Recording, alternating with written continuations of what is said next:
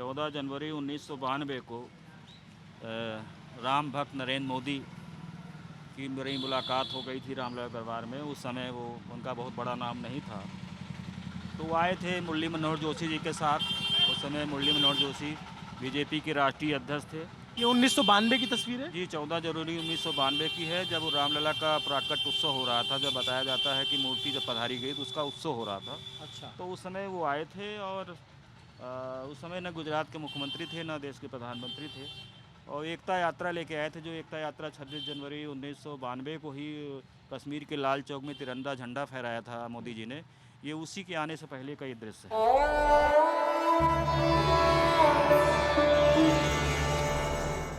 तो उसमें क्या क्या नज़ारे थे, यहाँ पे क्या हाव भाव थे? नहीं, हाव भाव ये क्या, उत्सव था रामलला का। और पहली बार मेरी तब तो मुलाकात हुई ढांचा थी। गिराया जा चुका था। नहीं नहीं, ढांचा नहीं गिरा था।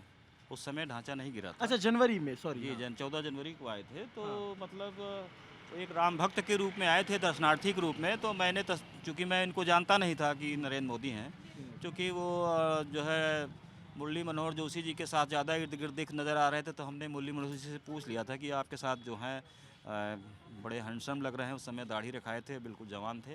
तो इन्होंने कहा नरेंद्र मोदी हैं और ये गुजरात के नेता हैं। तो इस तरह से मेरा उनसे परिचय हुआ था।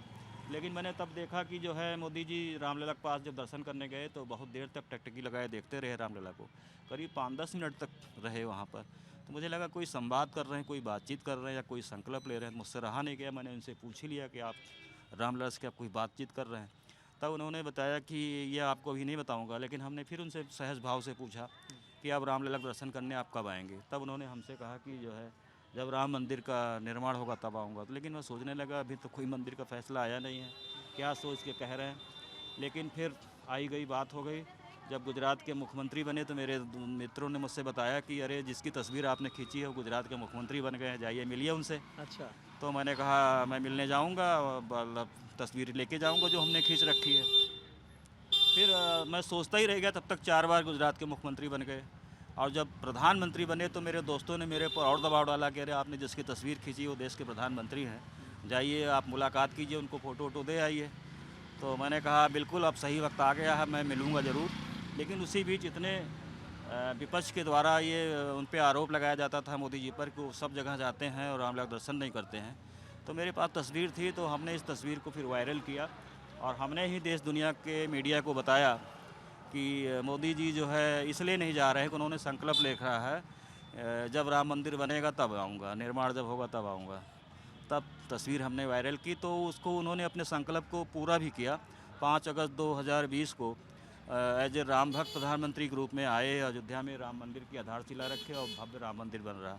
अब राम भक्त प्रधानमंत्री के रूप में 22 जनवरी को आ रहे हैं, तो हम सबका गौरव है। और देश को पहली बार ऐसा राम भक्त प्रधानमंत्री मिला है जो 32 वर्ष पहले कोई अपना संकल्प लेते हैं और उसे पूरा करने आ रहे हैं। तो ये केवल नरेंद्र मोदी जी में ही है, और सच्चे राम भक्त हैं। मुझे लगता है कि अगर उनकी पूरी जीवन शैली देखी जाए तो एक संत वाली ही जीवन शैली है। जो संतों की भविष्यवाणी होती है कि कोई कुछ कह दे वो पूरा हो जाए, तो ऐसी ही भविष्यवाणी नरेंद्र मोदी जी ने 14 जनवरी 1992 की थी कि मैं तभी आऊँगा जब रामलला का मंदिर बनेगा।